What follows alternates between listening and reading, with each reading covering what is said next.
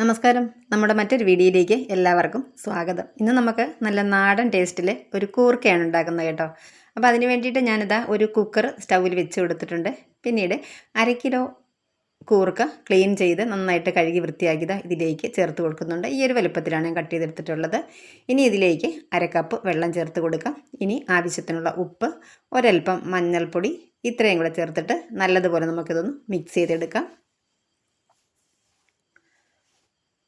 ഇനി നമുക്ക് കുക്കർ അടച്ച് വെച്ചിട്ട് ഒരു വിസിൽ വരുന്നത് വരെ ഇതൊന്ന് വേവിച്ചെടുക്കാം. ഒറ്റ വിസിൽ വരുമ്പോൾ തന്നെ നമ്മൾ ഓഫ് ചെയ്തിട്ട് എയറൊക്കെ കളഞ്ഞിട്ട് കുക്കർ തുറക്കണം, അല്ലെങ്കിൽ ഇത് ഒരുപാട് വെന്ത് പോകും. ഇനി നമുക്കൊരു പാൻ വെച്ച് കൊടുത്തിട്ട് ഇതിലേക്ക് വെളിച്ചെണ്ണ ചേർത്ത് കൊടുക്കാം. ഇത് വെളിച്ചെണ്ണയിൽ തന്നെ ചെയ്യുന്നതാണ് നല്ലത്.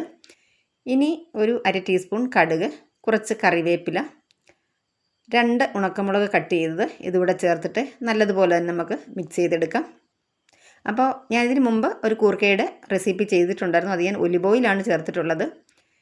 ഇനി നമുക്കിതിലേക്ക് 1/2 കപ്പ് ഉള്ളി കട്ട് ചെയ്ത് ചേർത്ത് കൊടുക്കാം. ഇനി 1 ടേബിൾ സ്പൂൺ വെളുത്തുള്ളി കട്ട് ചെയ്തത് അതുപോലെ നീളത്തിലാണ്, അതുകൂടെ ചേർത്ത് കൊടുക്കാം. വെളുത്തുള്ളി ആദ്യം ചേർത്തെങ്കിൽ നന്നായിനെ. അപ്പോൾ ഇതിൻ്റെ കൂടെ തന്നെ ഇത് വഴന്ന് വന്നോളും. എന്നിട്ട് നല്ലതുപോലെ ഇതൊന്ന് മിക്സ് ചെയ്യാം. ഇനി നമുക്കിതിലേക്ക് 1/2 കപ്പ് തന്നെ സവോള നീളത്തിൽ കട്ട് ചെയ്തത് ഇതുകൂടെ ചേർത്ത് കൊടുക്കാം. ഇതെല്ലാം കൂടെ ചേർത്തിട്ട് നന്നായിട്ട് ഇളക്കി കൊടുക്കാം. ഇത് ഫ്രൈ ആകേണ്ടത് കാര്യമില്ല, ഒന്ന് വഴന്ന് വന്നാൽ മതി. നല്ലതുപോലെ വാടി ഒന്ന് വഴന്ന് വരണം നന്നായിട്ട്. ഇതാ ഈ ഒരു സ്പാച്ചുല എന്നോട് പലരും ചോദിക്കാറുണ്ട്. ഞാനൊരു കടായി ഉപയോഗിക്കാറുണ്ട് ഈ ഒരു കളറിൽ, ഈ സ്പാച്ചുലയുടെ കളറിൽ. ഇതിൻ്റെ കൂടെ ജോഡിയായിട്ട് കിട്ടിയതാണോ എന്ന് ചോദിക്കാറുണ്ട്. അങ്ങനെയല്ല കേട്ടോ, ഞാൻ സെപ്പറേറ്റ് വാങ്ങിയതാണ്. ഇതിൻ്റെ ലിങ്ക് ഞാൻ ഡിസ്ക്രിപ്ഷനിൽ കൊടുക്കാം. നന്നായിട്ട് നമുക്കിത് മിക്സ് ചെയ്തിട്ട് ഒരല്പം ഉപ്പ് ഇതിലേക്ക് ചേർത്ത് കൊടുക്കാം. എന്നിട്ട് 2 പച്ചമുളക് ഇതുപോലെ കട്ട് ചെയ്തു ഇതിവിടെ ചേർത്ത് കൊടുക്കാം. എല്ലാം കൂടെ നന്നായിട്ടൊന്ന് വഴന്ന് വരട്ടെ. കുറച്ച് കറിവേപ്പില കൂടി ചേർത്ത് കൊടുത്തിട്ടുണ്ട്. നന്നായിട്ട് ഇളക്കി കൊടുത്തിട്ട് ഇനി ഒരു 1/4 ടീസ്പൂൺ മഞ്ഞൾപ്പൊടി ചേർത്ത് കൊടുക്കാം. 1 ടീസ്പൂൺ മുളക് പൊടി, ഇത്രയും കൂടി ചേർത്തിട്ട് നന്നായിട്ട് നമുക്ക് ഇളക്കി കൊടുക്കാം.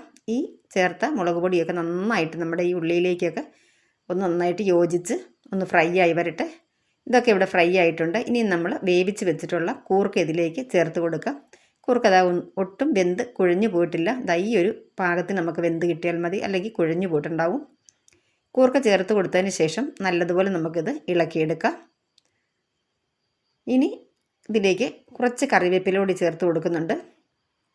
നന്നായിട്ട് മിക്സ് ചെയ്തതിന് ശേഷം ഇതിവിടെ ഏകദേശം ഒന്ന് ഫ്രൈ ആയി വന്നിട്ടുണ്ട്. ഇനി നമുക്കിതിലേക്ക് ഒരു 1/2 കപ്പോളം തേങ്ങ ചേർത്ത് കൊടുക്കാം. ഈ തേങ്ങ ചേർത്ത് കൊടുക്കണം കേട്ടോ, അതാണ് നമ്മുടെ ഈ കൂർക്കയുടെ വിഭവത്തിന് പ്രത്യേക ഒരു ടേസ്റ്റ് കിട്ടുന്നത്. ഞാൻ ഇതിന് മുമ്പ് ചെയ്ത കൂർക്കയുടെ ഒരു റെസിപ്പിയിൽ തേങ്ങ ചേർത്തിട്ടുണ്ടായില്ല.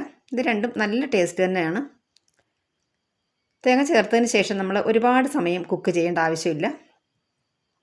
നന്നായിട്ടൊന്ന് ഇളക്കി കൊടുക്കാം. ഇനി വീണ്ടും കുറച്ച് കറിവേപ്പിലയോട് ചേർത്തിട്ട് ഒരു 1/4 ടീസ്പൂൺ കുരുമുളക് പൊടി, 1/2 ടീസ്പൂണോളം പെരിഞ്ജീരകത്തിൻ്റെ പൊടി ഇതുകൂടെ ചേർത്തിട്ട് നന്നായിട്ട് മിക്സ് ചെയ്യാം.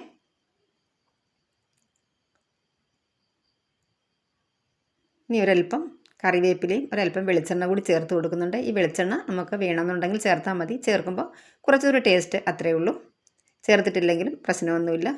അപ്പോൾ നമ്മുടെ ഇന്നത്തെ കൂർക്ക വിഭവം എല്ലാവർക്കും ഇഷ്ടമായെന്ന് വിശ്വസിക്കുന്നു. കഞ്ഞിക്കും ചോറിനും ഒക്കെ ബെസ്റ്റ് കോമ്പിനേഷനാണ് കേട്ടോ. അപ്പോൾ ഇന്നത്തെ വീഡിയോ ഇവിടെ പൂർണ്ണമായിരിക്കുകയാണ്. Thank you.